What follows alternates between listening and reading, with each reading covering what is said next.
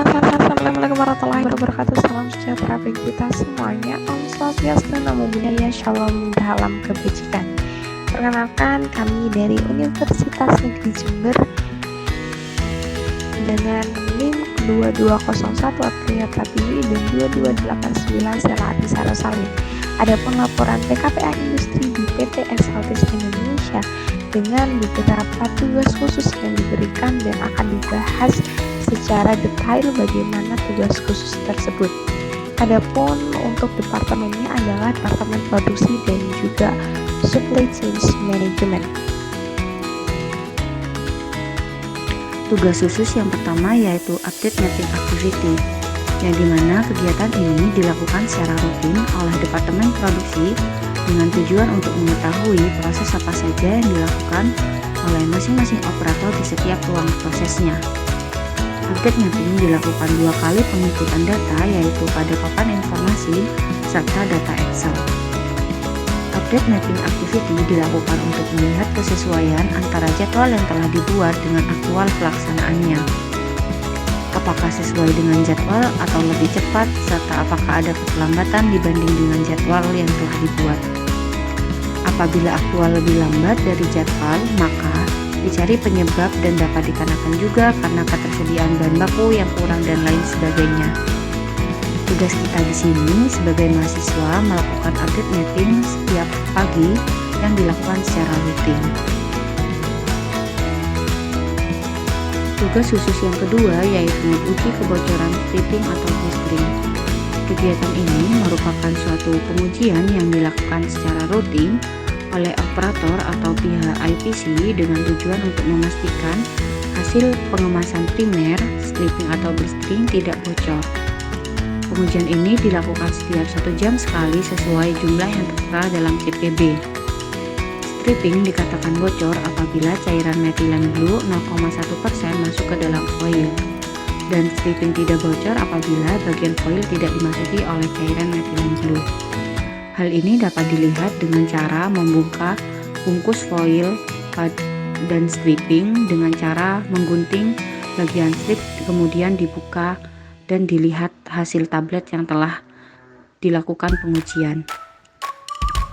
Tahapan pengujian meliputi yang pertama, stripping diletakkan dalam wadah yang berisikan metilen blue dengan lama pengujian selama 5 menit dengan tekanan vakum 500-600 mmHg. Kedua, apabila telah selesai, strip dikeluarkan, bersihkan dan keringkan. Yang ketiga, gunting strip kemudian dilakukan pengamatan uji kebocoran. Tugas khusus yang ketiga yaitu penginputan data OEE, yang dimana OEE merupakan suatu metode dari Total Productive Maintenance atau disingkat TMP yang digunakan untuk mengukur kinerja produktivitas mesin dan personal yang ada di industri farmasi, yang berkaitan dengan ketersediaan mesin, efisiensi produksi, dan kualitas produk yang dihasilkan. Masing-masing mahasiswa diberi tugas melakukan penginputan data OEE di setiap minggunya. Data OEE nantinya diakumulasi setiap 1 bulan sekali dengan melihat logbook mesin dan ruang produksi. Penginputan data OEE pada Excel berupa persiapan, setting, pembersihan mesin, pembersihan ruangan, serta aktivitas personel seperti sholat dan istirahat.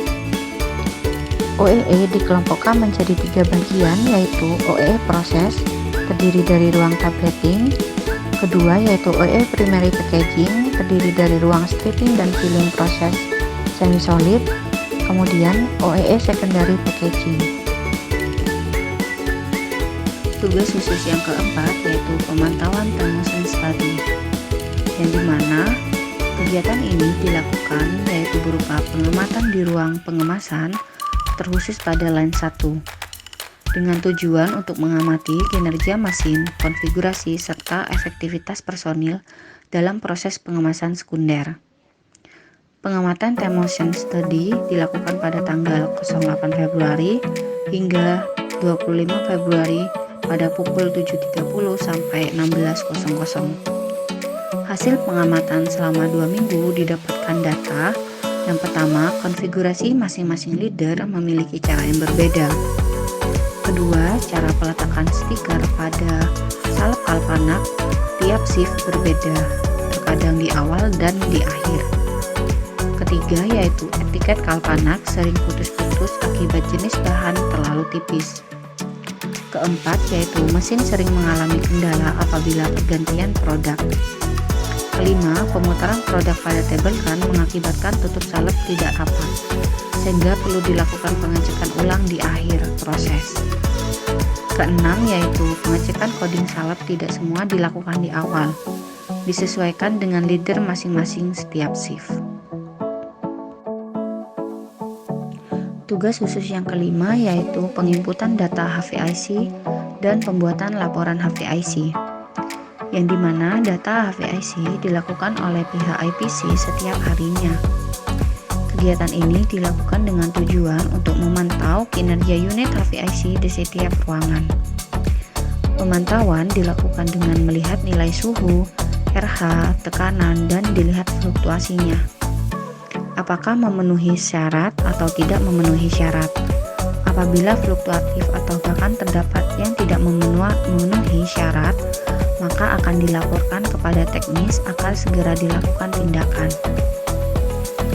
Tugas khusus yang diberikan dalam kegiatan ini yaitu mahasiswa membantu pihak IPC dalam melakukan tugas pengecekan logbook HVIC pada masing-masing ruangan. Pengecekan dilakukan dengan mengamati pengisian HVIC pada logbook di setiap shift pada masing-masing ruang proses produksi. Setelah pengecekan selesai, kemudian dilakukan penginputan data melalui pengelolaan Microsoft Excel. Data yang telah dikelola kemudian dilakukan pembuatan pelaporan setiap bulannya. Adapun konfigurasi yang dapat saya gambarkan meliputi sebagai berikut. Dari kedua konfigurasi ini dapat terlihat bahwa setiap leader pada masing-masing shift memiliki konfigurasi yang berbeda-beda. Pada konfigurasi ini, satu operator bertugas dalam memonitoring mesin, melakukan penimbangan bahan, serta pengecekan coding dan label yang rusak. Sedangkan pada operator 2 fokus terhadap pelabelan salep, pengecekan coding salep, dan peletakan salep pada table run. Keuntungan konfigurasi ini yaitu pengecekan coding salep dilakukan 2 kali dan operator 3 dan 4 fokus terhadap pengemasan. Namun sebelum conveyor berjalan, sebelumnya operator 3 membantu dalam melakukan pelabelan tutup salep. Sedangkan pada konfigurasi 2, operator 1 bertugas memonitori mesin, melakukan penimbangan master box serta pengecekan coding salep dan peletakan salep pada table run. Sedangkan pada operator 2 dan 3 melakukan pelabelan stiker pada tutup salep sekaligus pengemasan pada box kecil. Dan operator 4 membantu operator 3 dalam pengemasan box kecil dan master box. Adapun solusi yang dapat saya berikan pada hasil pengamatan ini yaitu perlu adanya update leader. Yang kedua yaitu melakukan penetapan alur konfigurasi. Dengan adanya perbedaan konfigurasi yang dilakukan pada masing-masing leader akan berdampak terhadap jumlah produk yang dihasilkan. Sehingga adanya penetapan jalur konfigurasi ini dilakukan untuk memaksimalkan kerja dari tiap-tiap operator. Tugas khusus yang keempat yaitu pemantauan time motion study, yang dimana kegiatan ini dilakukan yaitu berupa pengamatan di ruang pengemasan terkhusus pada line 1 dengan tujuan untuk mengamati kinerja mesin, konfigurasi, serta efektivitas personil dalam proses pengemasan sekunder. Pengamatan time motion study dilakukan pada tanggal 08 Februari hingga 25 Februari pada pukul 7.30 sampai 16.00. Hasil pengamatan selama 2 minggu didapatkan data. Yang pertama, konfigurasi masing-masing leader memiliki cara yang berbeda. Kedua, cara peletakan stiker pada salep kalpanak tiap shift berbeda, terkadang di awal dan di akhir. Ketiga, yaitu etiket kalpanak sering putus-putus akibat jenis bahan terlalu tipis. Keempat, yaitu mesin sering mengalami kendala apabila pergantian produk. Kelima, pemutaran produk pada table run mengakibatkan tutup salep tidak rapat, sehingga perlu dilakukan pengecekan ulang di akhir proses. Keenam, yaitu pengecekan coding salep tidak semua dilakukan di awal, disesuaikan dengan leader masing-masing setiap shift.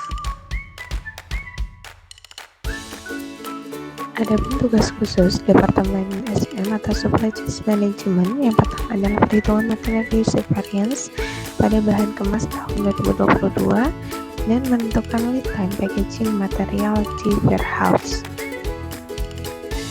Hitung lead time yang akurat sangat penting untuk menghindari penundaan pasokan yang dapat berdampak negatif terhadap kepuasan pelanggan dan efektivitas biaya secara keseluruhan.